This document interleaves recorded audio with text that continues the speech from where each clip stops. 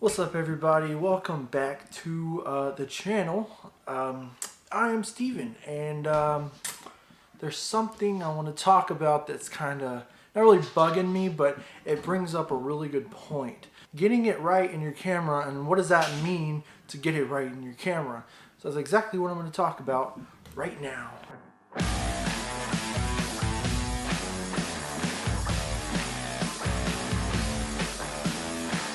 So the reason why I'm making this video is because I see these ads on Facebook for these apps that will turn a really crappy picture into this amazing looking in focus picture, which it looks good and all that stuff, I guess, but like I know it's aimed for people more on like just taking a selfie or something, but I'm trying to look at this as like a photographer standpoint. I don't want any photographers to look at that and be like, hey, I'm going to use this crappy free app and just let it change whatever it wants, you know, for me, and just to make a bad picture look good, which none of your pictures should look bad. Sometimes I do a photo shoot and, you know, I don't like to limit people. Like I'll do a 1 hour shoot and then I edit whatever I think looks the best, because I don't give everyone every picture that I take, but like sometimes they do get all the pictures because every picture was just perfectly fine, even before editing. So this is why it's important to learn to shoot in manual, definitely shoot raw, and to you know, still edit your pictures. Even if I get it right in the camera, it's going to cut down on that editing time. So if you edit in Lightroom, you can copy and paste your settings. So if you're shooting, say you're shooting outside, right? The sun is setting. The more you take the pictures, the darker it's going to get. You're going to have to change your settings to work with the lighting that you have, which I do a lot. I use a big flash. It's all the way over there. I'll make another video of my equipment pretty soon. If you guys want me to, just let me know. I have to change not only my manual settings, because I always shoot in manual, I also have to compensate for how bright the flash is. So if the flash is too bright, I have to cut it down. It's weird. It works opposite way. If you're doing high-speed sync with an off-camera flash, you have to, if you leave it too bright while it's getting dark, it's going to blow your picture out and the exposure is going to be completely off. It's weird how it works. I can go in depth with a video on that too.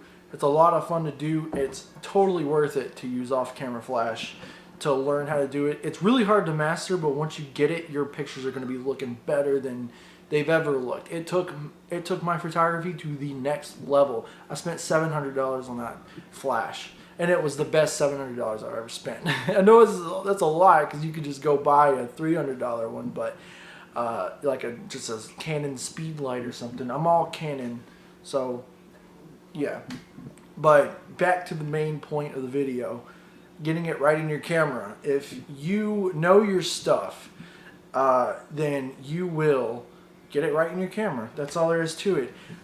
Sadly, this is not as easy for Nikon shooters, because from my experience with Nikons, which isn't much, one of my second shooters shot with a Nikon, and she came up to me in the middle of a wedding and was like, "Hey, it's black. Can you figure this out?" I'm like, "No, not at all. I have no idea how to use that." But Canons, most of the ones these days are touchscreen. Most of the newer ones, or you know, even my one from 2012 had it. It has touchscreen, so you can click on the aperture and move it back and forth with the touchscreen and see how it's changing your image. This is the best way to learn manual. I will go in depth to like the step-by-step process that I took to learn manual, because I was like, I'm going to shoot in manual in like a year. I'm going to work on it, and I'm going to know everything there is. And I'm self-taught, but I teach people. And this is kind of a way that I teach. So if you guys like this concept, you know, me going over certain things, let me know, because I can do tons of videos on tons of different things. But yeah, if you get it right in your camera, there's very little editing. Sometimes, like even I get it so right in the camera. I'm like, this doesn't need to be edited, but it literally bugs me not to edit, to at least bring down the... Sorry, my recorder died. Sorry if the sound isn't that great. But yeah, it feels really good to just take out your stuff, start shooting, and your pictures look good right off the bat.